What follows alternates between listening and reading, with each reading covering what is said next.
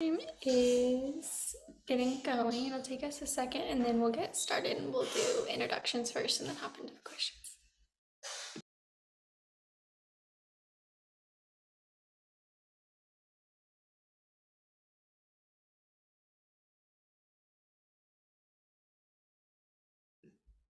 All right, we can go ahead and get going. So first I'd like to thank everyone who is tuning in, as well as thanking our guests who we will introduce here in a moment that are here with us. Welcome everyone to the community conversation this month that is titled Unraveling Carceral Environmental Injustices. This is a topic that in my personal opinion doesn't get, and I'm sure probably your opinions too, doesn't get quite the coverage that it needs, but is just as large of an issue as a lot of the other carceral issues that we really dive into. So before we get too deeply into it, I will let everyone go ahead and introduce themselves. My name is Ashley Bender. I am our interactive marketing manager here at Oklahomans for Criminal Justice Reform, and we can start just top of my screen with Jericho. Hello, everyone. My name is Dr. Jericho McElroy. I am an assistant professor of sociology and criminology at Illinois College.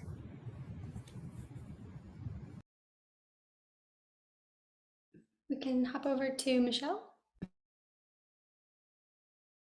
Thank you so much for having us today. My name is Michelle Estes. I am transitioning to assistant professor at Rowan University in the Department of Sociology and Anthropology. And Maggie. Hi, everyone. My name is Maggie Leon-Corwin, and I'm a postdoctoral research associate at the Institute for Public Policy Research and Analysis here at the University of Oklahoma. I'm happy to be here. Awesome. It's so great to have you all, truly. And for anyone who might not know, Mike and I, who is the co-host of our podcast, had the pleasure of meeting all three of you guys whenever we did an episode together. So I would strongly recommend that everyone go look at it. It's kind of some of their earlier research that we won't be focusing on as much in this episode, but I'm sure we'll kind of bleed into it.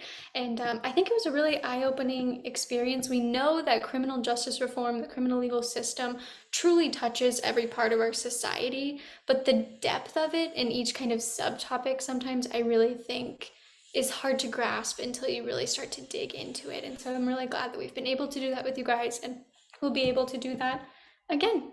So just kind of to get us centered in this conversation, if we could talk about, and if you guys could answer, what is carceral environmental injustices? This is probably language that people haven't commonly heard too much, even if they are criminal justice adjacent. And how does this intersect with the criminal justice system and environmental issues? And if you have some examples as well that you could use that are prevalent in the correctional facilities across the nation. Yeah, so I'm happy to get us started, if that's okay with everyone. So I'll kind of go conceptually with a sort of a definition approach, but also think of some of those practical terms. So conceptually, just to kind of paraphrase the Environmental Protection Agency's definition of an environmental justice is the fair treatment and equal involvement of all people with respect to the development and the design and the implementation and ultimately the enforcement of environmental laws, regulations, policies. So accordingly, environmental justice includes, we would expect, the same degree of protection for all people, regardless of, as our definition would actually tell us, regardless of race, color, national origin, socioeconomic status, that sort of thing. So basically, to answer your question of what is carceral environmental justice, I think first we need to unpack what an environmental injustice is itself. So basically, when those affordances of environmental justice are violated, then the result is basically an environmental injustice. Notably, the EPA's definition of environmental justice does not consider imprisoned populations in that definition, right? They're very explicit about race, ethnicity, national origin, socioeconomic conditions, but they do not address whether or not an individual is imprisoned. So historically, the term carceral has been used to refer to anything related to prisons. So what we are ultimately interested in here are environmental injustices endured by populations that are in prison.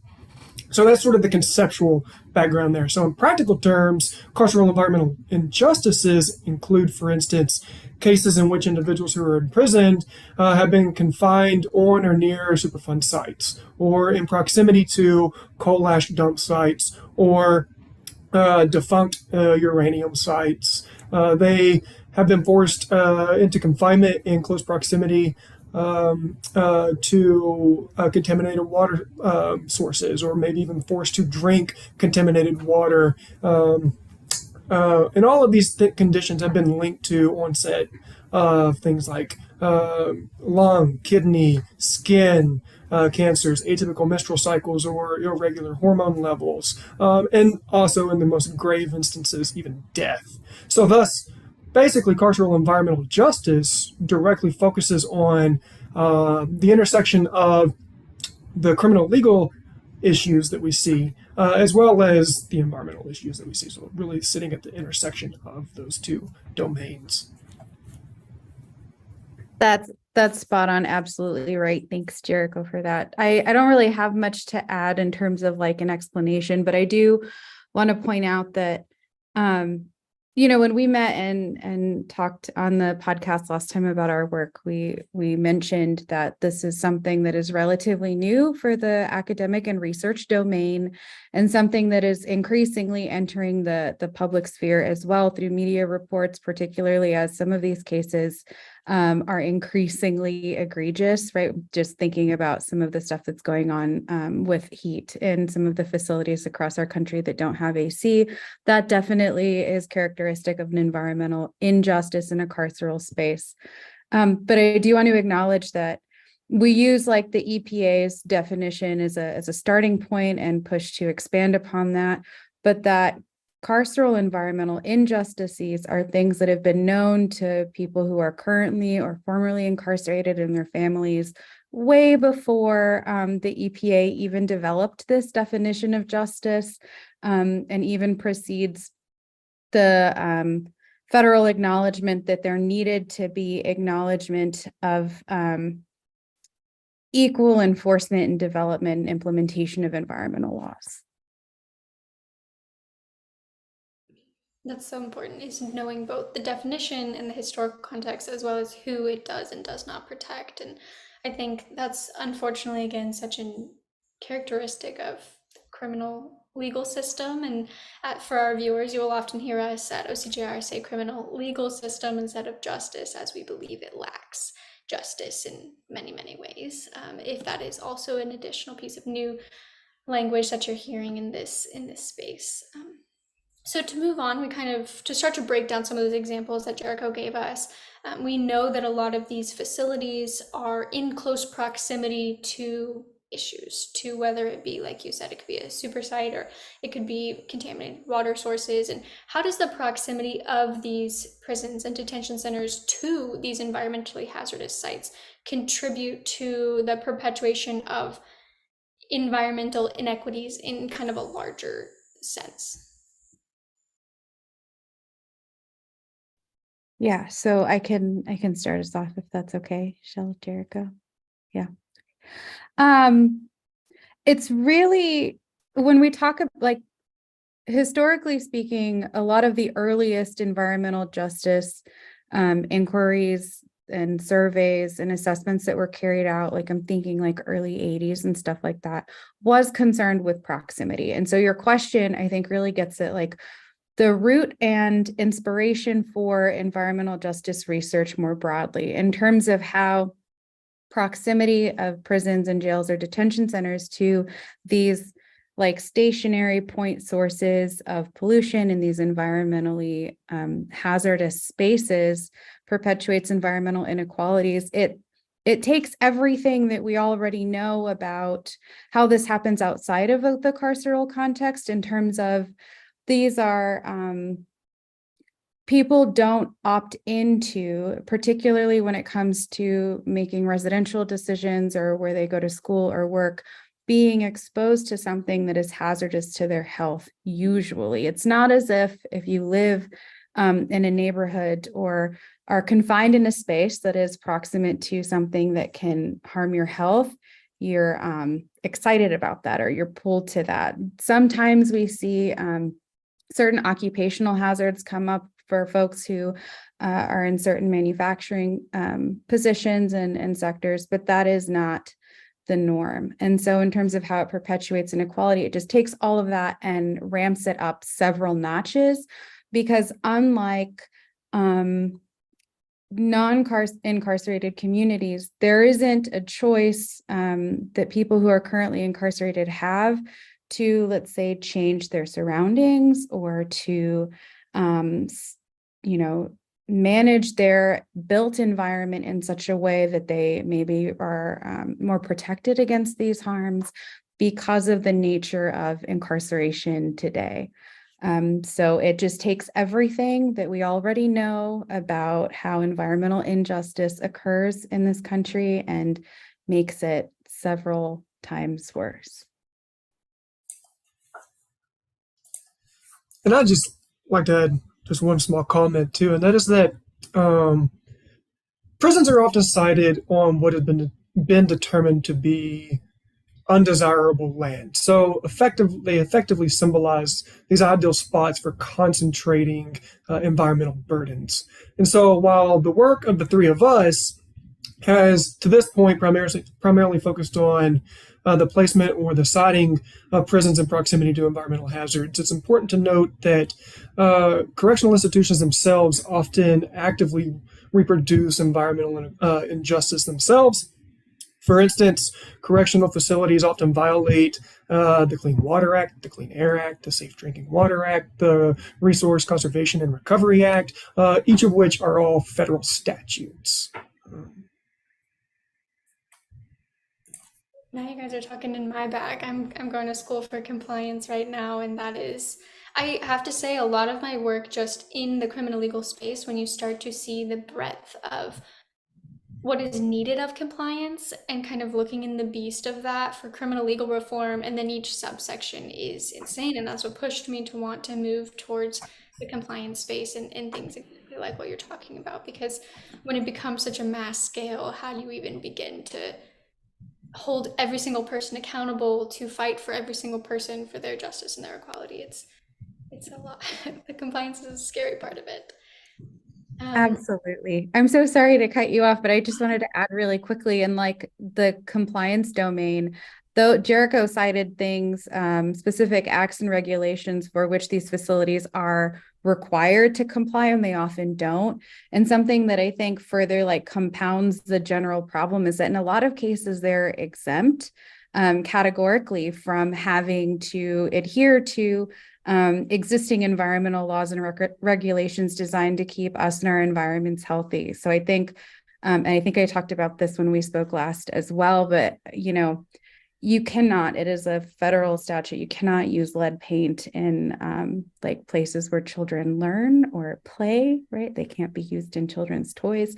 And that particular statute does not apply to juvenile detention facilities, which, I mean, I'm a scholar and I'm a writer and I'm someone who I think generally speaking is good with words, but like I have no words for that particular situation, at least none that would be appropriate for live streaming to an audience of respectable people. But it absolutely is mind blowing.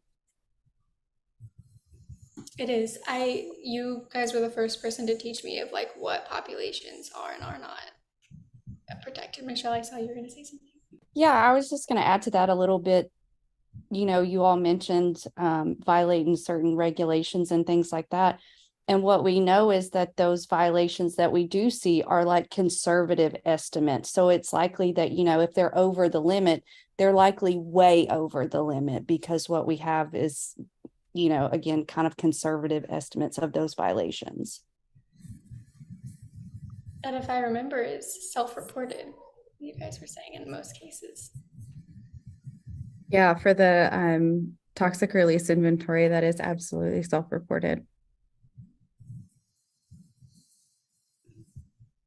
That kind of moves us on to the role that pollution and exposure to these toxic substances plays in affecting the health and well-being of incarcerated individuals. Jericho, you kind of gave us a cursory list of some of the things that these people are experiences, as well as Maggie, you kind of alluded to what we're seeing in at least Texas right now. I know there's various different places that are having fatalities due to the lack of air conditioning in their carceral facilities, their prison facilities. But if you could break down a little bit more for us, either the long-term effects, which I feel like aren't, again, talked about quite as much, the health effects and the well-being of the incarcerated individuals, how that's affected by these toxic substances.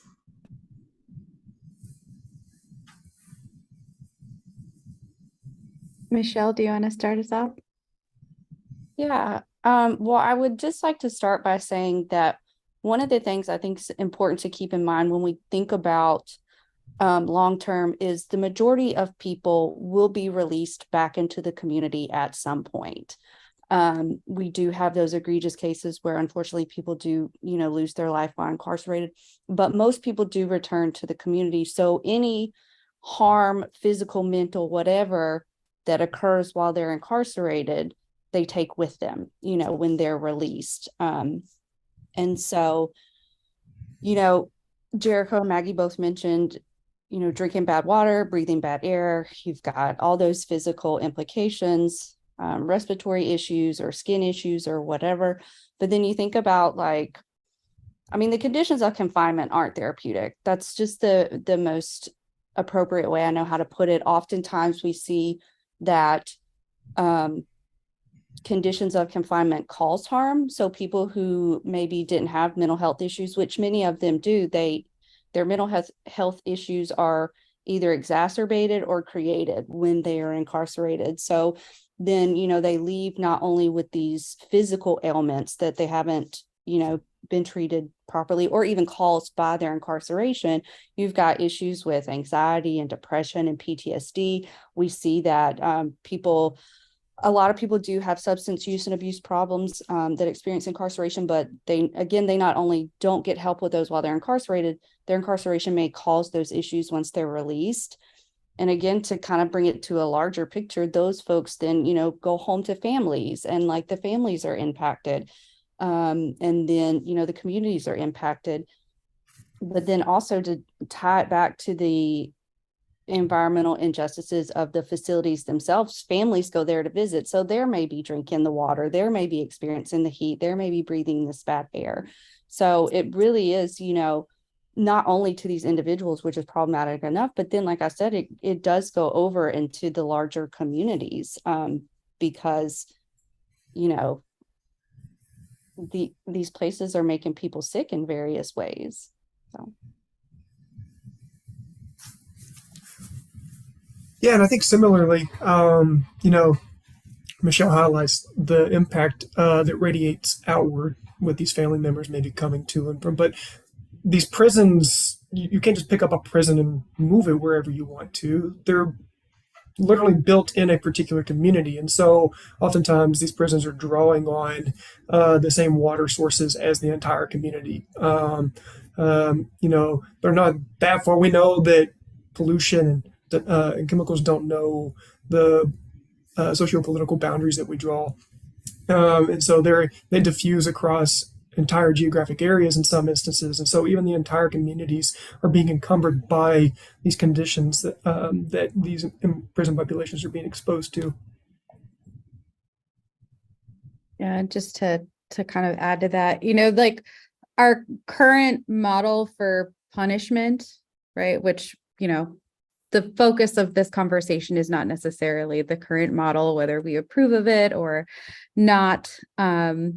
Certainly the latter for me, but the current model is contingent upon punishment that involves incarceration and release. Michelle alluded or mentioned that explicitly. Most people who are incarcerated will be released. It's dependent on people serving time and then being able to reintegrate or re-enter society, and exposure to environmental health hazards that we see systemically and systematically across prisons and jails in the United States means that the impact of the being incarcerated, the reach of the current model for incarceration exceeds the sentence served. This is something that people, I mean, even if you were to remove the environmentally hazardous effects from the equation, this is something that we know for folks who are currently formerly incarcerated or have friends or family who have been. There's a notable difference, and it leaves a lasting impact on people's emotional, physical well-being, just because of the built environment itself. And so when you think about, on top of that, on top of the stress of living in such a stressful situation and having every aspect of your day-to-day life controlled like that, often in a violent way, it just kind of makes the whole thing even more insidious and difficult to really come to terms with when you think about what we're trying to achieve or what is trying to be achieved, as stated explicitly by the criminal justice system. Ashley, you mentioned that it's often injustice and not justice, and that's definitely the case here.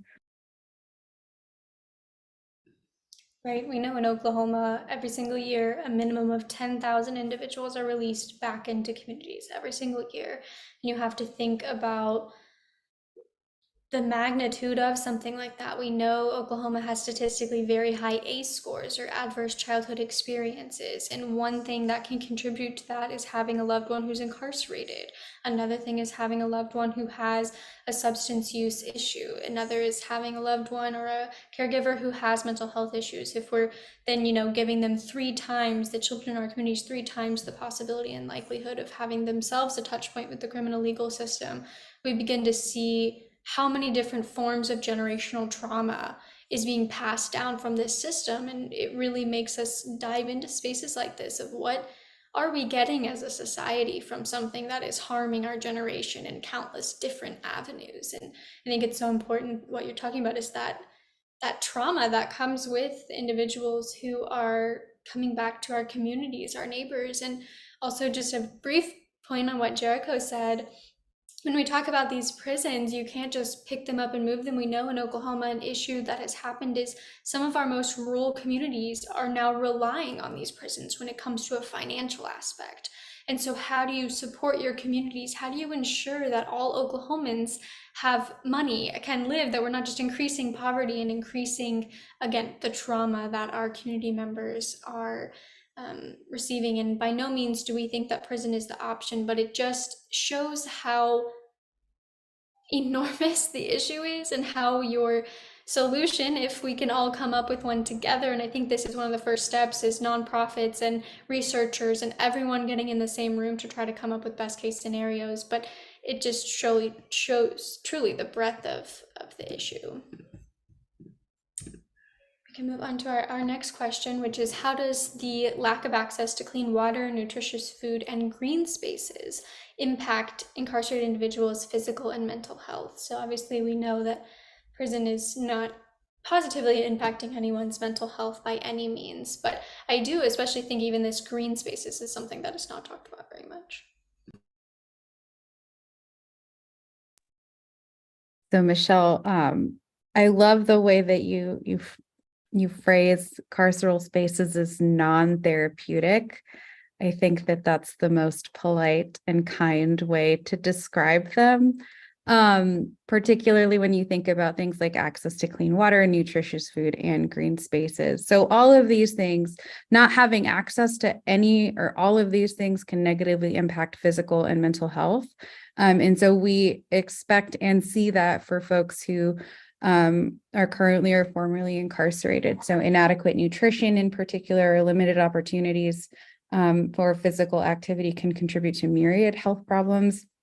Michelle, maybe you can talk a little bit more about this, but I know that some folks have reported on like the increased incidence of like type 2 diabetes developing, or anecdotally experience the onset of prediabetes or type 2 diabetes following incarceration, that is attributed to the quality of food that folks eat and absence of green spaces and contact with nature. can negatively impact mental health and well-being. Those kinds of things, having access to parks and recreation and outdoor leisure spaces, positively impact mental health and well-being. And so, of course, we anticipate that if those things are completely restricted or removed, that there would be negative impacts of that.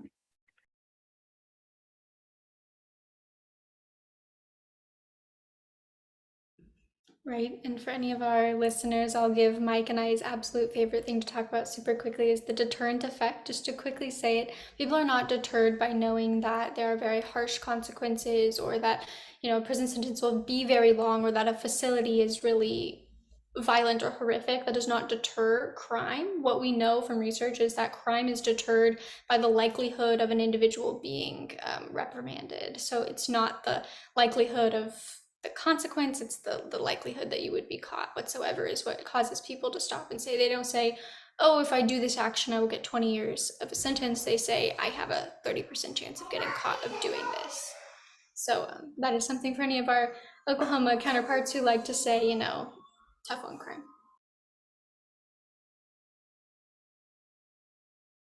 Michelle, I had saw if you had anything to add. Well, I was just going to say really quickly, so I've never been incarcerated, so I don't know what that experience is like. I know I've spoken to a lot of people who have experienced incarceration. I've read a lot of books, and I just want to point out that unless you've had that experience, I think this goes back to what we were saying earlier. I think we who haven't experienced it have an assumption of what it might be like, but that tends to be far from the reality.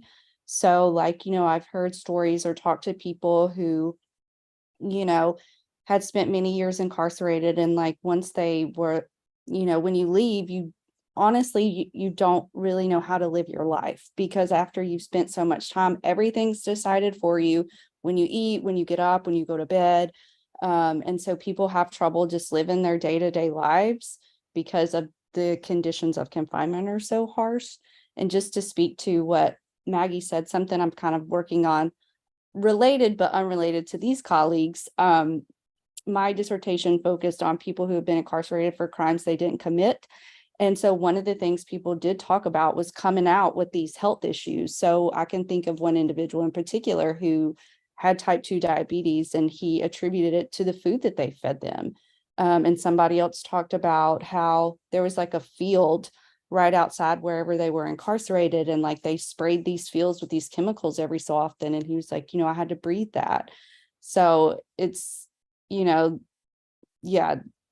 just like I said, I think oftentimes we maybe assume that the conditions of confinement might be therapeutic, that people are getting, sober and mental health. And I don't want to say that people don't get sober and don't get help and don't change their lives. They do, and I want to acknowledge that people have those experiences as well.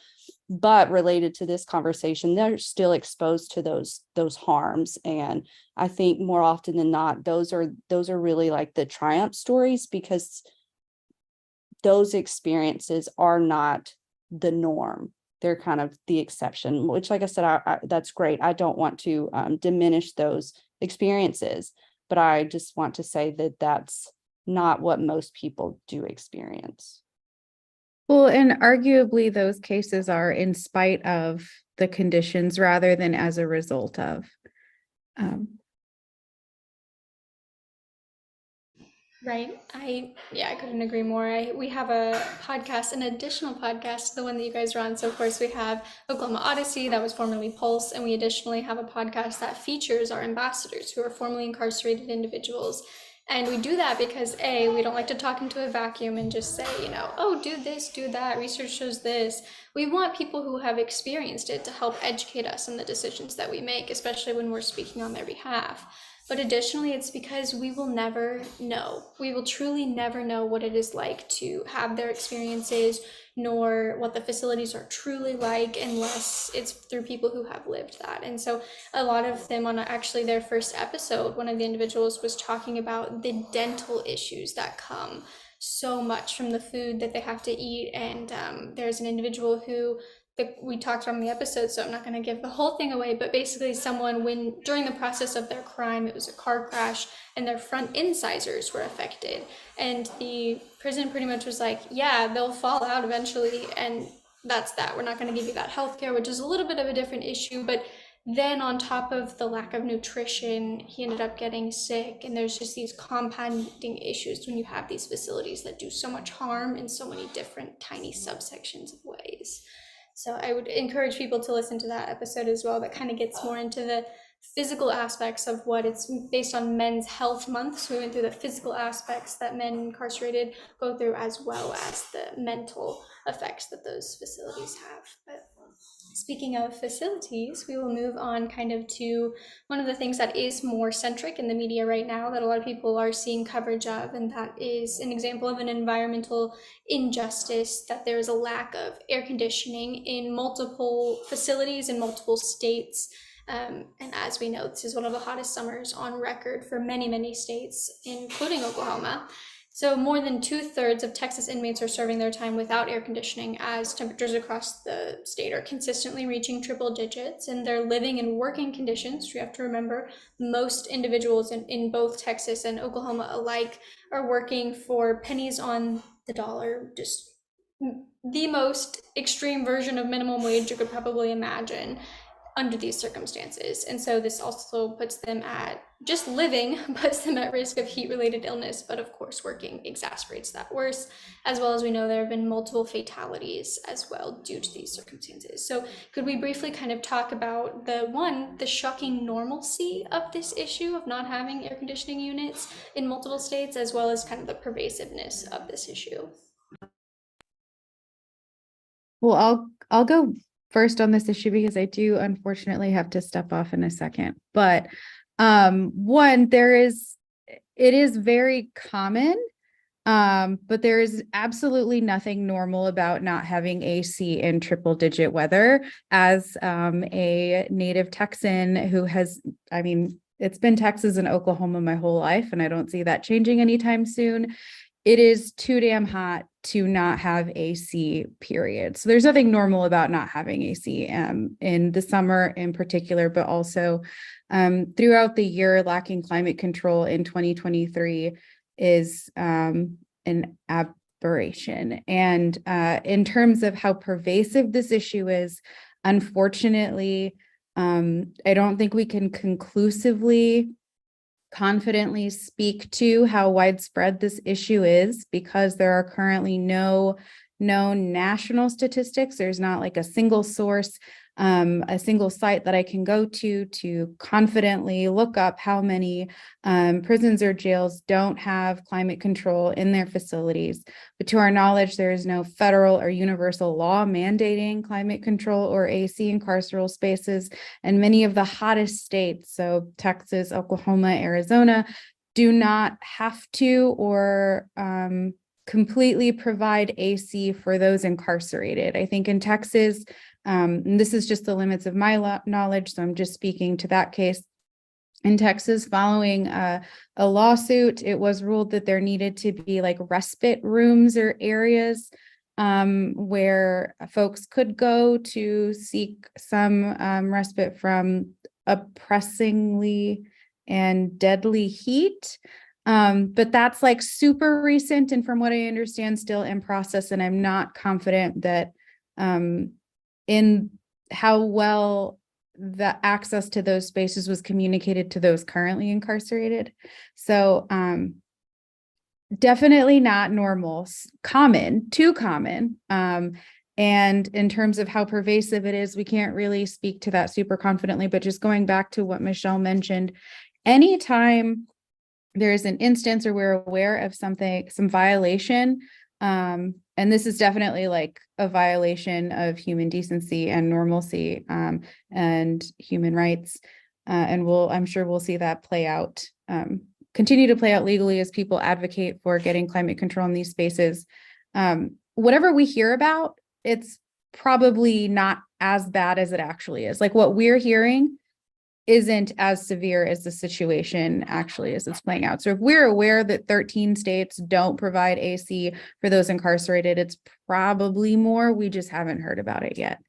And I do have to step off. But thank y'all so much. And it's nice to be with all of y'all online. And I look forward to talking to y'all again soon. Bye. Thank you, Maggie.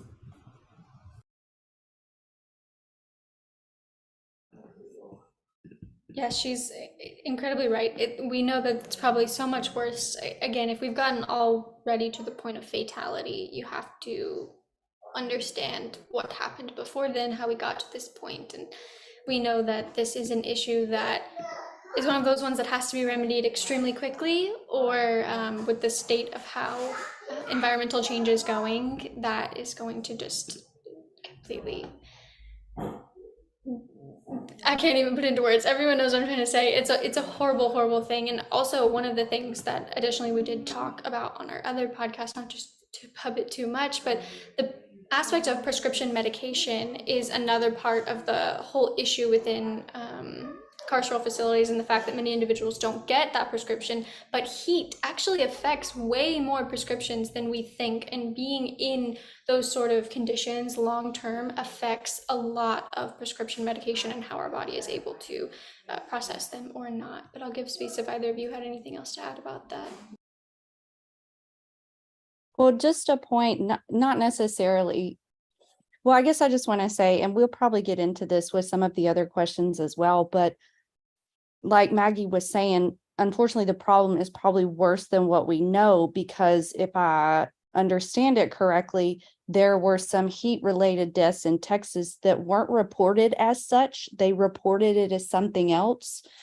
So one of the challenges is you could report it as something else, right? And so they could potentially attribute it to something the individual did or something like that, and not, report it as the heat related issue and things like that. So if we do start, or other scholars or whoever does start to dig into it, it might be challenging for us to be able to identify like that's what it was, because if they're not reporting it as a heat related death, then we can't, count that in a research aspect. So just the ways in which they report stuff kind of, is going to shape what we know, because they can kind of report it in however they see fit.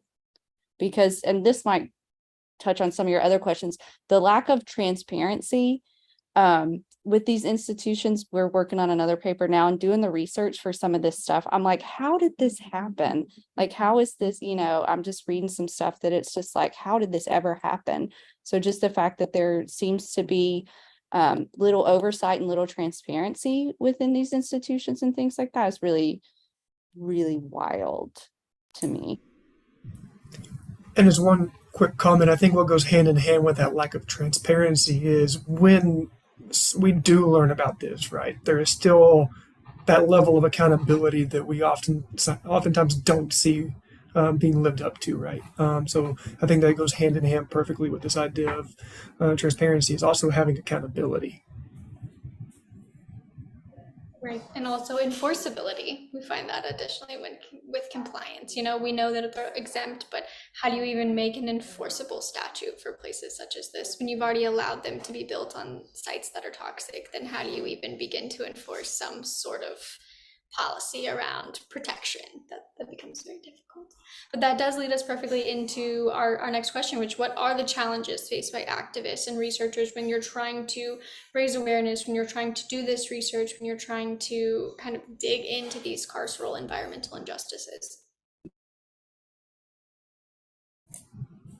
I can kick us off, Michelle, if you like. So just a handful of things to, by no means is this an exhaustive list, but a handful of things that come to mind off the top of my head would be data or information limitations. So Maggie, just before she got off, mentioned the fact that for a lot of what we know about these issues, there's no centralized source for where this information is being compiled and being held available, especially to the public. A lot of times what little information is out there is often behind a paywall, right? And a very expensive paywall at that, that even people in our positions as researchers have difficulty paying for. And so I think data and information limitations, again, as Michelle pointed out, like this is kind of from what we know based on readings and conversations. By no means is this based on our lived personal experiences. And so that's what I mean when I'm talking about information limitations. So I think one thing that we can do really pushing forward is, again, to truly incorporate this population into the EPA's definition of environmental justice, right? As long as we're not truly integrating them into the design and the implementation and the enforcement of policies, regulations, that sort of thing, then we're not really truly living up to that ideal of justice. But also working to establish these sort of comprehensive data sources that we can go to as sort of like a national archive or something like that, where we can draw on this same source of data. And I think, because I think that having to kind of piece together what we know about these issues can hinder us to some extent, or at least it can slow us down to truly understanding the phenomenon to the extent that we want to understand the phenomenon. And so oftentimes, there may be discrepancies in what researchers say across their cohorts, or there may be mixed findings, and a lot of that is due to the fact that we don't have the consistent access to this data. But I would also say, as Michelle pointed out, lack of transparency, so burial of issues, and when they do come out, they often don't live up to what the full extent of the situation really was. And it's not related to prisons, but it reminds me of the Exxon Valdez tanker oil spill, where the official estimates live nowhere up to what the actual totals of oil being spilled were. And I think the same can be applied to what we see in reporting and actual existence of this issue. I would also say that to some extent there's a denial of the extensiveness of the issue.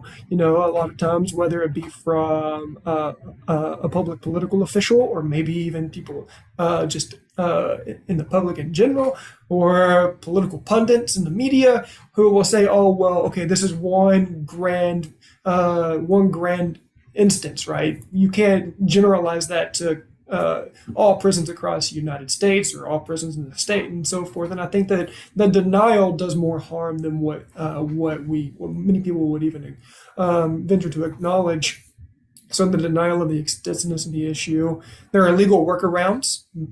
Earlier, Maggie had referenced these categorical exclusions that we see. So anytime a prison is going to be built, and the same can be said, I think, for a lot of like manufacturing hubs and that sort of thing, there has to be some sort of environmental impact statement showing what the outcome of establishing a particular built infrastructure would have on the natural environment.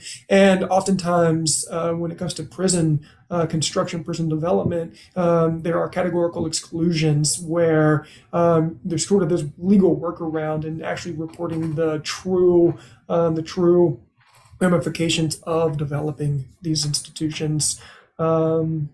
Excuse me. I think too, there could be, not that I think there will be, but I think there could be a shift in consumption patterns. Because if we think about, if we're truly correct in what we're saying here, and that prisons are placed in, they're being placed in or cited in these communities that are already disadvantaged and that are already environmentally compromised, we had to understand that a lot of that environmental degradation that does exist in the United States is a result of extraction or withdrawal or addition processes. So it has to do with our consumption patterns, right? So we can't consume if we don't manufacture, if we don't produce, and you can't produce if you don't extract from the natural environment. And when you do extract from the natural environment and go through that process, there's always some sort of byproduct, some waste that comes from that process. And so there's those additions in turn. And so I think that one thing we should really advocate for is an actual change in our consumption patterns, or at least being conscientious of our consumption. Um, the population does not receive the same level of fair labor standards or protections or wages, as you pointed out.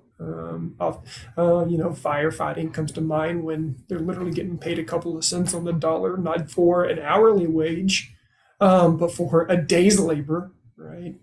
So those are just a few things that come to the top of my mind. Yeah, I would definitely echo, the data. Like I said, as we're working on this new project, like, you have to, it's really time consuming, right? So to be like, I mean, this is part of our full-time job, right? And so it's okay that I spend a lot of time on it, but your average citizen who's going to be the ones like being advocates and voting and different things like that, like it takes a lot of time to find this stuff, like these statistics and this information. And like you can look at 5 different websites for, multiple hours just to try and get a complete picture of one facility, because like if you go to their website, they say this, but that only gives you a piece of kind of what's going on there. And so, one of the things we're working on now, and I know you had a question about that, but we're looking at specific sites, and some sites will tell you, how many beds they have and how many people they house. Some websites don't have that. And so you have to, try and piece all of this stuff together. And then like the lack of transparency and oversight, some places like you just can't find it unless they've had one of those cases that's broke the media, or maybe there was a lawsuit or something like that. Like you don't know unless potentially you come in contact with somebody who was incarcerated there. So like, again, just the lack of oversight and transparency. It's like, how do you even go about finding that stuff out when there's such a tight lip on what's going on in those facilities? And then on top of that,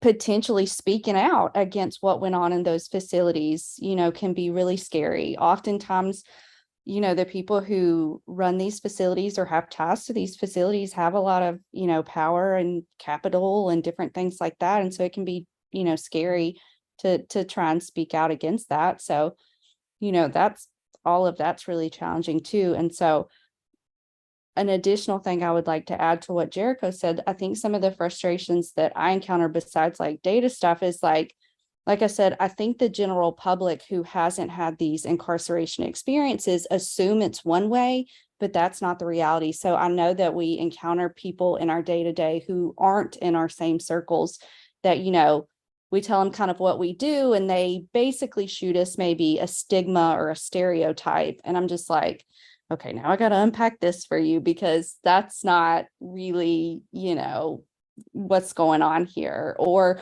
I have to explain to them, like, again, this oftentimes we're very individualized in our society. So they're like, it doesn't impact me. Why do I need to care? And that's why part of, I was saying earlier, these people are going to be released back into the community. So they're going to be parts of our communities. Like, I want people to be safe. I want people to be healthy. And so, because I'm going to interact with them, right? We're very social beings. And so just trying to explain to people why they need to care beyond the fact that it's bad for the people who are having those incarceration experiences, is challenging for me. Yeah, no, I completely agree. Our country has had such a long stint of consuming a certain rhetoric, and that rhetoric was, tough on crime, 3-strike laws. We have built so much of our criminal legal system around it, but it's not just that it was built around it, it was that people bought into it. People were truly taught one way, and that's something we see in Oklahoma that's really difficult, is kind of leveling with people and trying to get them to understand that that system was extremely intentional, and that the politicians never believed in it. That the heart of tough on crime is something, especially in Oklahoma, that we see, that I do think stands in the way of a lot of great advocacy in so many different aspects. And also to talk about what you're talking about of why an individual who was formerly incarcerated might not want to share, is we also talked about the trauma that they could encounter, and most likely did encounter, in that facility, and asking them to hold that torch and burn that fight seems unfair in so many ways to a lot of people like us who work in this space. Is we know that they hold so many of the answers, but we can't possibly fathom putting that burden on them to do. And so it truly is one of those efforts that is an every single person has to work together kind of thing. And that goes into our next question.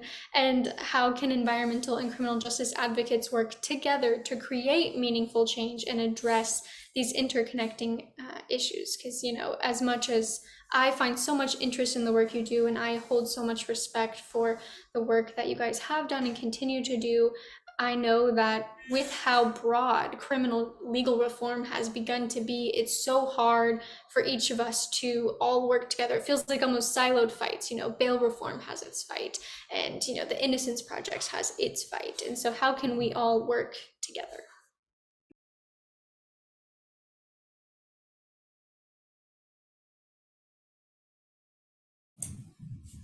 I think to partly answer that question is to just recognize the interconnected nature of these issues, right? One person's issue doesn't stop at another's front door. They overlap, and there is a cumulative effect to all of this, right? And so I think really early on with that very first paper that we wrote together, I think we really tried to establish that these populations, you know, those that are affected by environmental inequality, and that population is affected by the inequalities in the criminal legal system, are the same populations, right? But historically, there's been that disconnect, as you mentioned, sort of this siloed off effect where you're talking about it in your own little camp, but it never finds its way into those other camps. And so I think just recognizing the interconnectedness in these issues and understanding that, you know, they're not these completely separate issues. Rather, what they are different facets of the same larger, more systemic issue. And so I think that would probably be where I would say we need to start, is recognize the interconnectedness, understanding that they're just additional layers or additional nuances to the same broader systemic issue, and then start having those conversations, work across those boundaries that, you know, you may be a little bit more uncomfortable working across. Like, I don't want to speak for Michelle, but I have an idea, because we're both more CJ oriented, whereas Maggie's more environmental. It was hard for me to start to work in that environmental domain, right? And I don't know if the same was for Michelle or not. She can speak to that. And I think that Maggie probably felt the same way about working in CJ or crime-based stuff. So understanding, like, right, we all have this end goal in common. We all have this vision and what we want to contribute to. How can we do it not in a competitive way, but in a way that further complements the contributions of what somebody else's expertise has to add to our understanding of this phenomenon?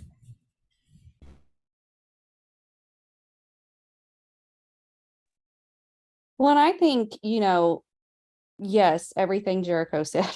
And then also just like, in some ways, keep doing what we're doing, not in the way that continue to educate people, because like I said, the assumptions that people have oftentimes are incorrect. And so just educating people about like what's really going on, educating them on the ways in which, you know, it harms them and their neighbors and things like that. And working, like, one of the things we know, like some things, like what are the things that would actually reduce rates of incarceration so people don't even have to have those experiences, right? So working to have better education measures, working to, you know, where people can have meaningful employment, like things that actually reduce rates of incarceration. Because like what we're seeing now is that, as I mentioned earlier, not only are most people going to be released at some point, many people are serving time for low-level nonviolent offenses. And many people are serving time just because they are poor. They couldn't pay their fines or fees, and so they're reincarcerated. And so realizing that the reasons they can't pay their fines and fees, right? You know, how can we really dig at those issues? Like, so I read a book a while back, and one of the things they were talking about prison location, and it was basically like, well, if a community, you know, you mentioned in some communities, like that's the only place of employment, right? Is the detention center, the jail or prison. why is that our first answer? Why is our first answer not like, how can we, give job skills? How can we educate people better? How can we, get people clean and sober? How can we effectively address any mental health issues they have? So it's like really working to create, a space where people don't even have to experience incarceration. What are some ways that we can, reduce and maybe eliminate them even having to go to these different facilities that can cause more harm than good? Right, that root A cause. great point. Yeah, that root cause is so important. I mean, that's probably 85 to 90% of what we're working on here at Oklahoma's criminal justice reform. We've been a continued advocate of State Question 780 and 781, which I know you guys aren't too familiar with, but basically it was, hey, let's stop incarcerating people for these low-level offenses. Let's get them addiction treatment. Let's get them help. Let's set them up for success. And then whatever money we save from not incarcerating these people, let's exactly funnel it back into that. Put it back into job security, put it back into mental health treatment and substance use treatment.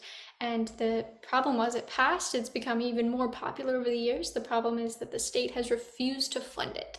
We know the funding's there. We know it's been successful, but we haven't gotten that one thing can help address the root cause, which is what we're talking about here, is let's not even need this prison system. Let's not worry about, is a 10-year sentence going to be more deterrent than a 30-year sentence? Let's just not use prisons. It's kind of the root of what we're doing, and that comes from addressing the true problem. Why did the crime happen? Why is the crime concentrated in this space, in this town or this county, or why is this county being more harsh? How is that affecting them? We shouldn't have to dive into all these data sets, and hopefully can just make a more just and equitable community is always the end goal. And you may know more about this than me. It's been a while, so I might not be 100% clear on this study, but I went to a talk a while ago, it was well over a year ago, and they did a study on Oklahoma and what they followed these people long-term, and basically they had experienced incarceration for the first time because of a low-level non-violent offense. And so what they wanted to look at is, again, these people were maybe reoffending because they couldn't pay their fines or fees, which to me is not offending, but whatever, that's another conversation. Or maybe it was related to like drug use or something like that.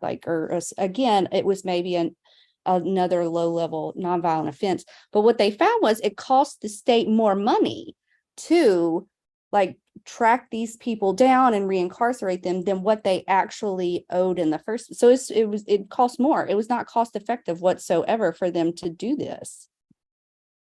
And as Oklahoma continues to have high rates of incarceration, and we don't have to transition into teacher pay, where are we spending our money, right? No, exactly. You're exactly correct. Mike and I talk often about, Mike and I are very data-centric people. It's not our full-time job, but it's something that it gives us a lot of pleasure to be able to break that down for the people of Oklahoma and really do that. And that study was one that our former executive director worked on a lot. And the part of that study or another, they kind of blend together for me, is that they took those people who came out and they paid half of all of their fines and fees. The other set of people, they did not pay for them. And all of the people who got that paid, who had that tiny bit of help and weren't held back, except for, I believe, I think it was like a 2% maybe reoffend rate. And one of the people who reoffended, they just happened to get him on a charge from like 20 years before. But what we see is that the people who had that paid were set up for success. They moved on with their life. They had productive lives. They had families. They had that job security. That it's the tricky thing about job security, and what we're really digging into in Oklahoma as a preview for a lot of the people who follow us, is that it's not good enough to just give formerly incarcerated people a job. You can't just give them any job. They need a job in which they can contribute to society, that they can raise through the ranks and actually have. Mike explains this better because this is his policy. I need him on call. But what it is basically that when they are able to afford for themselves and move through society, they never need that assistance. They never need to fall back on the state. They never need to fall back into any of possibly the addiction or mental health issues. And they can afford more opportunities for themselves and their families to get away from the impacts of generational trauma and ACEs and all of these things that follow people well outside of their time out of the carceral system. It's so important. Oklahoma is unfortunately the subject of many, many data sets and many studies because of our statistically high incarceration rate and the history of that. Which brings us to kind of our last questions and what policy changes or reforms are needed to promote environmental justice for incarcerated individuals and affected communities. Of course, we've already said the most simple of which could be adding them into the definition that's given by the EPA. But what things, maybe even at a state level, could we do to try to promote more environmental justice? I would love to be able to say that there is a blanket response out there that we all just need to find it and then wrap that blanket around us, but I don't think it's quite that simple. Just given the nature of confinement and correctional facilities across U.S. states, and then ultimately how that even varies dramatically from federal confinement of individuals and the like. And so really when we want to try to understand the imprisonment of populations, I would argue to start at a state level. After all, that's where the majority of prisons are, as ultimately how they're managed is at the state level, right? And it's ultimately state legislatures that primarily determine where they're going to be placed or sited and that sort of thing. But I say that because too, or also that, I think that this is an outcome, or a process that is shaped by the specific social and cultural and economic and geographic and environmental, but also the sociocultural, so those historical underpinnings of a state, right? And so we can't say that incarceration in this state is identical to incarceration in this other state, and that the processes that led to the use in it are exactly the same or had the exact same influence and that sort of thing, because there is that historical component and that regional component to understanding imprisonment. But that doesn't mean we can't glean some sort of commonalities between them. And so I think, like I stated, I wish there was some blanket response we could issue here. That would be wonderful.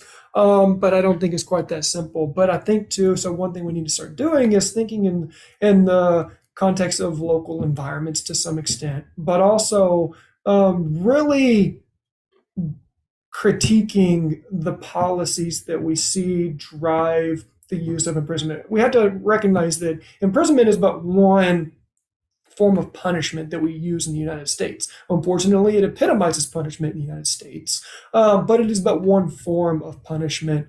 And so understanding what really shaped the trajectory of that, and then ultimately really being critical of the existing legislation that shapes the use of imprisonment across locales, implementing more regulations or statutes or what policies or whatever it may be that does demand that transparency that we've been longing for, that we've discussed already on several points today, but not just stating all of these more explicit expectations for issuing transparency, but actually following that up with enforcement practices that actually have teeth to them, right? So the EPA and their ECHO data that we have made use of ourselves, this is just reporting of noncompliance and instances of informal sanctioning and that sort of thing. But oftentimes, if a facility decides they don't want to correct their wrongs, then there's no real ramifications for that. And so we're talking about actually implementing policies or statutes or whatever it may be that have some true teeth to them. I don't know what that might exactly look like, but actually holding facilities and their administrations accountable, barring just not even relying on incarceration, as Michelle pointed out. We could also kind of imagine what that might look like. But one thing that Maggie mentioned, and it was bewildering. It was mind-blowing. Last week, the three of us were having a conversation, and Maggie had mentioned that in Texas, there were instances in which people who were incarcerated were forced to move agriculture. Technically, it would be like swine and livestock into these shaded areas or warehouses that had air conditioning. But then, at the end of the day, they had to return these to these buildings themselves that lacked that same affordance, right? And so, really understanding that these are still human beings, right? And in many instances, as a lot of Michelle's work points out, a lot of these individuals are incorrectly placed in these facilities to begin with, right? And so recognizing that these are still humans, in many instances, these are humans who have really no reason for being in these facilities that they're located in, and really understanding that there's disconnect in how we view that population relative to not only all other populations, particularly those that are not institutionalized, being imprisoned and the like, but even non-human species, right? So I think that would be a great start as well.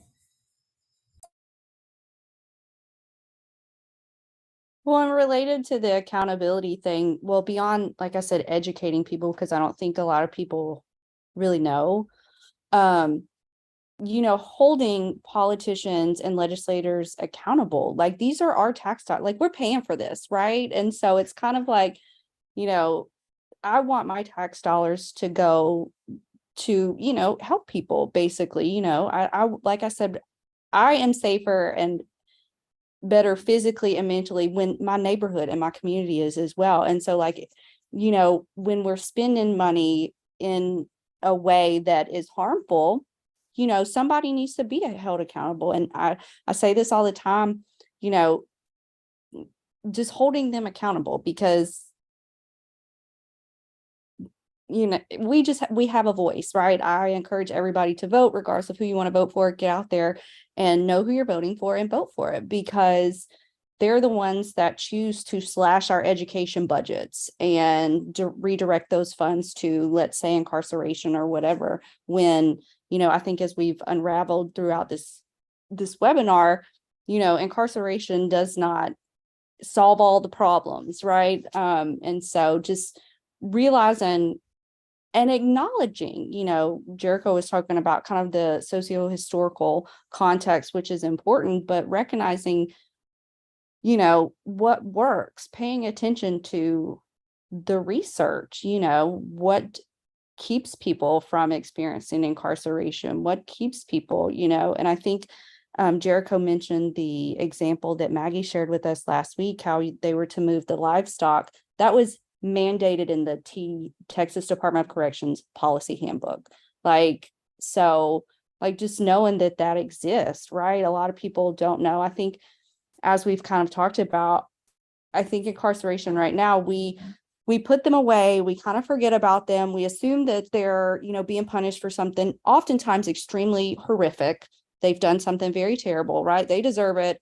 And so, and then they come out and you've done your time, you've served your time, so now you're free, right? But as we've indicated, like, that's not how it is. And so just really understanding, again, as a researcher, what does the research say? Like, what keeps people from recidivating or reoffending, and what keeps people from not, offending in the first place, and things like that. And like relying on those things that we know can really help us reduce rates of incarceration, reduce rates of people having these experiences, because, like I said, we're paying for it, one way or the other, we're paying for it. Are we going to pay to kind of help people and keep people safe and healthy, or are we just paying to punish people? And so just holding people accountable and knowing what the data says and what the research says about these different topics, I think is really important.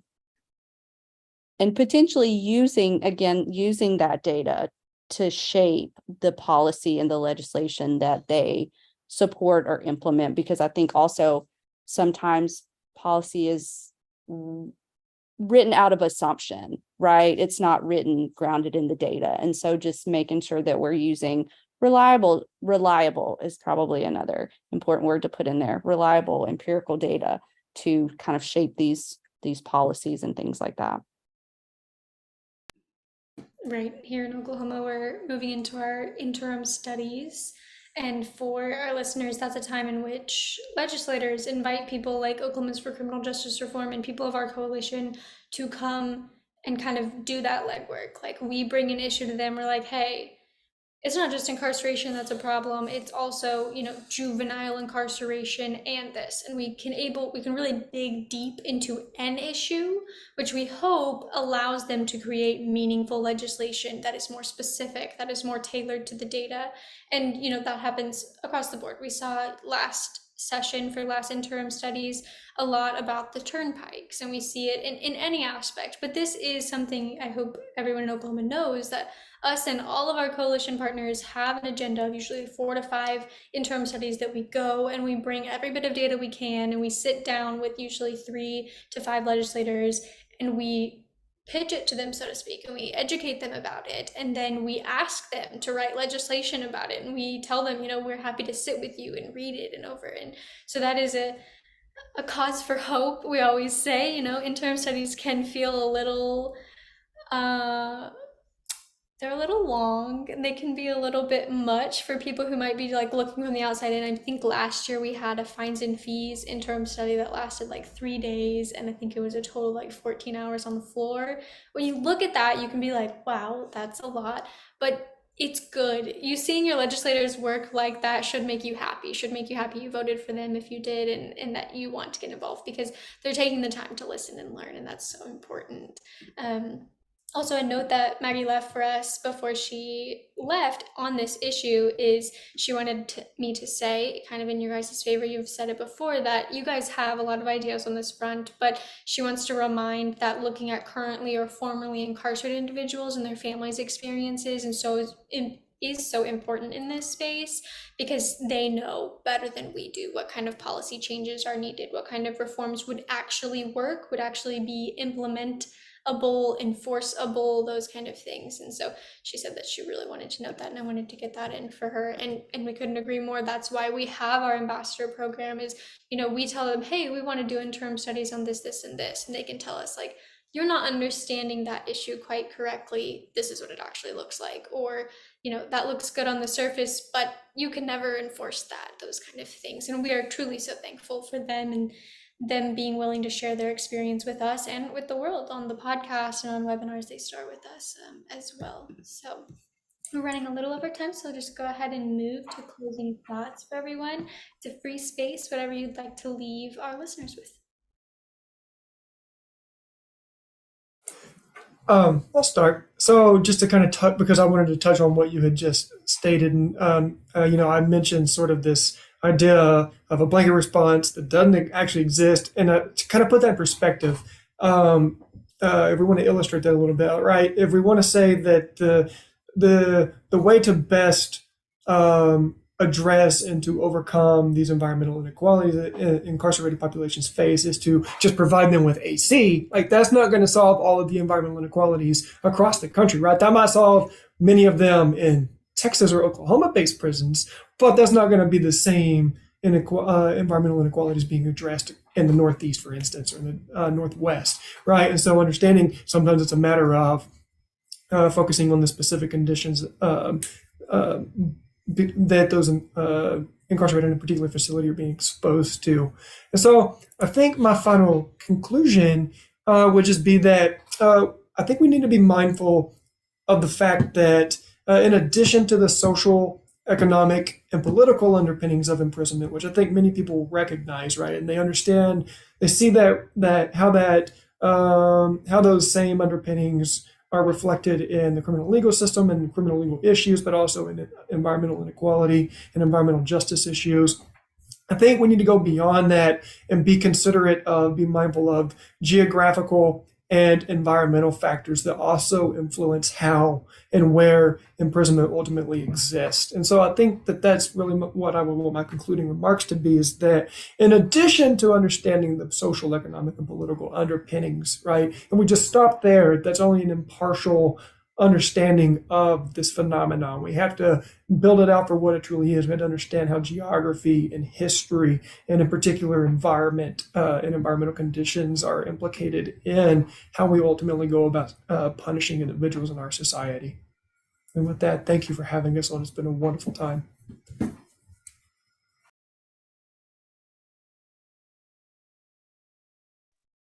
I don't know that I have any like closing remarks, so to speak. I just encourage people to, you know, really think about things. I say that very easily, and people are like, oh yeah, I think about it. And I'm like, no, let's really sit and think on this for a few minutes. So just really think about these issues. And, like I said, because it's not just about like protecting other humans, as we've put it, right? It's that these are our neighbors, these are our community members, they're, things like that. So just think, just because it doesn't impact you, think about how it impacts them. But as we've talked about, it does impact you as well. So, just considering other people and just trying to be empathetic about what people have been through. I think that people deserve a second chance and, things like that. And we shouldn't make them sick because they had a bad day or made a mistake or whatever it may be. And so just really learn about these things, think about them, and just have, a little bit of consideration for your neighbors. Yeah, that is so true. I think, it is your community, and especially in a lot of these southern states, especially Oklahoma, where we are, community is so important. Everyone talks about how, your neighbor would do anything for you. And usually you don't go to your neighbor and you're like, were you incarcerated? If so, I'm not going to help you. And so we need to think of that in a holistic view of like, when they come back to your society, you more likely than not won't even know that they were an incarcerated individual, yet you will respect them all the same. So that shouldn't change if you know that they had made a mistake in their past, or that they were just simply too poor to pay a fine or a fee or all of these things. It really gets so muddled. It's not black and white. We always hope that we can really get that into people's head, is that it's not as black and white as you might think. It's not just did something bad, went away, came back, like you said, Michelle. And on top of that, we just want to say that we hope that these conversations can open the door. They can open the door for other people in Oklahoma to start bigger conversations, for legislators to start looking at this issue. All of our webinars, everyone that's listening, we just want this to be your primer. There's so much more, unfortunately, to each one of these issues, but at least we were able to start the conversation, give people a basis to get riled up a little bit of like, I don't like hearing that. I don't like knowing that facilities don't have AC. I don't like knowing that they're treating animals better than humans and things like that. So by no means was this comprehensive, but we hope that it was educational, that it was enough to get people kind of in the door and start to shed light on this topic that needs arguably much more light and much more advocacy behind it. Not to diminish the advocacy that's already being done, but just like we've all said, to work in tandem. So with that, thank you both so much, and thank you to Maggie for being here with us and educating and just having this conversation with us. Thank you so much for having us again. Yes, thank you so much. Great. Have a great day.